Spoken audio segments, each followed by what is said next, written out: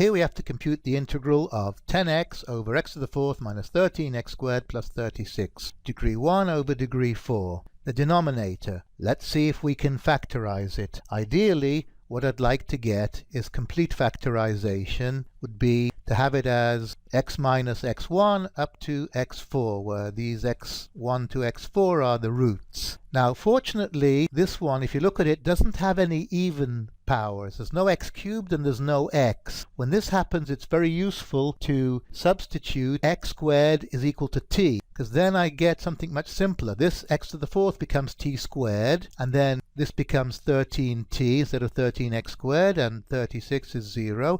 Now this is a quadratic. If it's a quadratic, then we can find its solutions, and it's easy enough to get that it has two solutions, 9 and 4. But the 9 and 4 are values of t. So if t is 9, then x squared is 9, and if t is 4, then x squared is 4. And that gives us that x1 and x2 are plus and minus 3, and the other two x's, x3 and x4 call them, will be plus and minus 2, square root of 4. So now we have 4 roots, and then we can write this quartic equation, the power 4 equation, as completely factorized like this. Now we can write the original integral, this, with the denominator replaced by its factorization, and partial fractions is next.